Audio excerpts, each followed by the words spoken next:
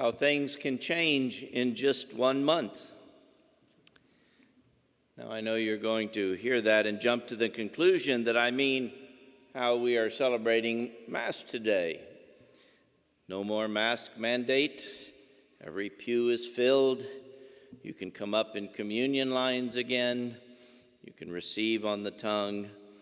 All these are welcome changes indeed and indicate that we are on our way to recovery. But this change is the least significant change that has happened in this parish of St. Angela Merici in this last month. The other more important changes are not visible changes, not outwardly apparent changes. We have celebrated a number of baptisms this month. Parents have brought their children to the font of everlasting life. Those infants were changed. Original sin was washed away, and they received an indelible mark as a child of God.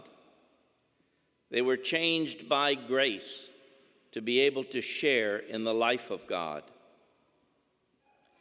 Many of our children made their first Holy Communion this month. They were changed by the body and blood of Christ to be conformed more closely to him by him which they received. Several weddings were celebrated this month. Young couples were changed inwardly by the vows they made so that they could love one another more closely in an unbreakable bond of love witnessed before God. Marriage, by the way, is the only sacrament not conferred by the clergy, but rather by each spouse to the other, though the clergy are a necessary witness.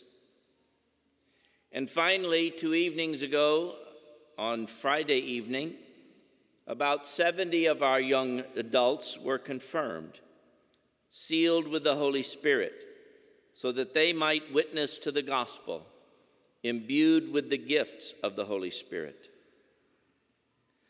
That sacrament was conferred by the new, soon-to-be auxiliary bishop of the Archdiocese of Galveston-Houston, Bishop-elect Italo del Oro.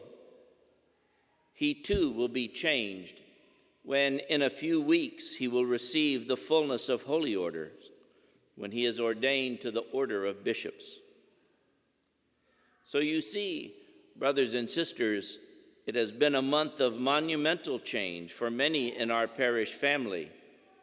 And this change, the change in our Mass procedures, coming as it does on Pentecost Sunday, is just icing on the cake.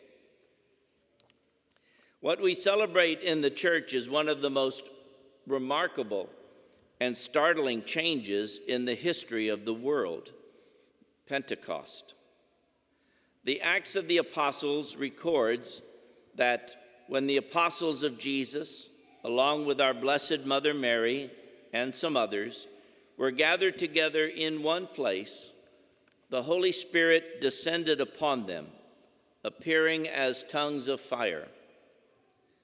They began to speak in many tongues and to proclaim the gospel, and all who heard understood them in their own languages.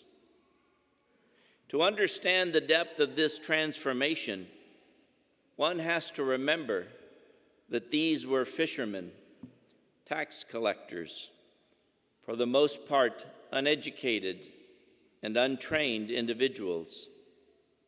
Yet, after the Holy Spirit descends upon them at Pentecost, they are fearless in proclaiming the gospel. They speak with eloquence and wisdom and authority. They start the church. Their transformation is truly astonishing. They become a force that spread the gospel throughout the Roman Empire in spite of persecution and antagonism. The church they established has stood for 2,000 years. To be filled with the Holy Spirit, to be on fire for our faith, means that we can overcome the natural limitations of our humanity to effect change. It is hard for us to believe, but we can change the world.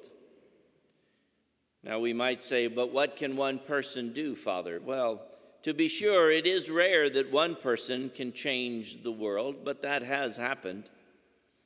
On the other hand, groups of people, communities, movements of people, they have changed the world many times.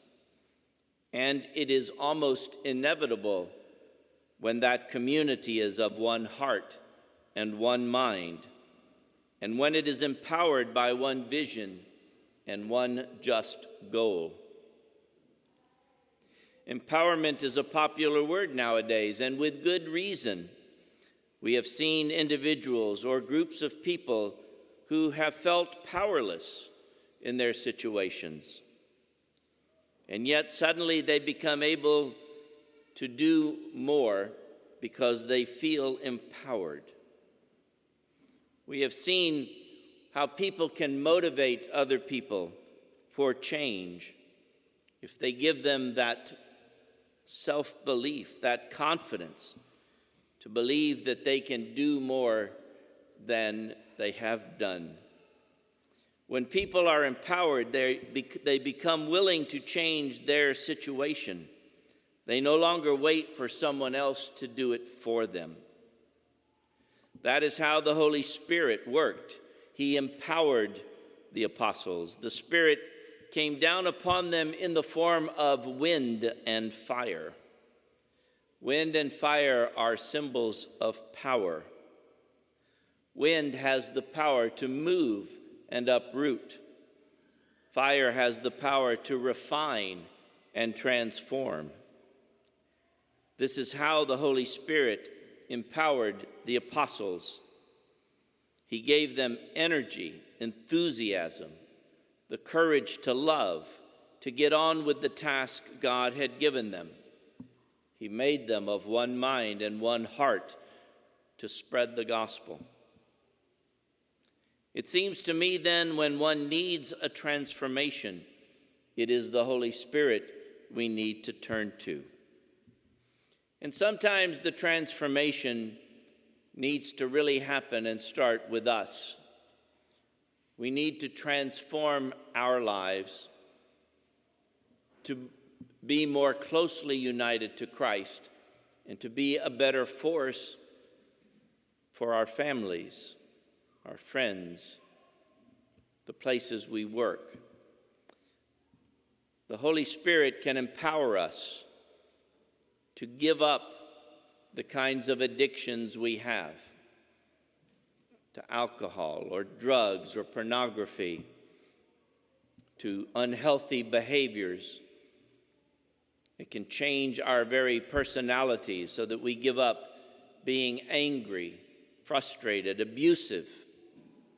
It can change our hearts to recognize that the people around us are people to be loved and cared for with compassion and understanding.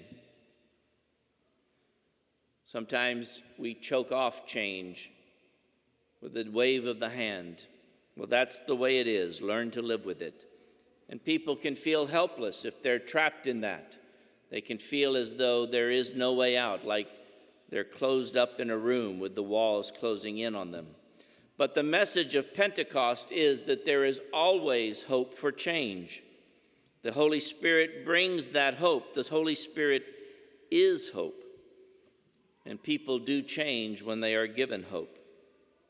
They come out of their shells. Hidden energies are released in them.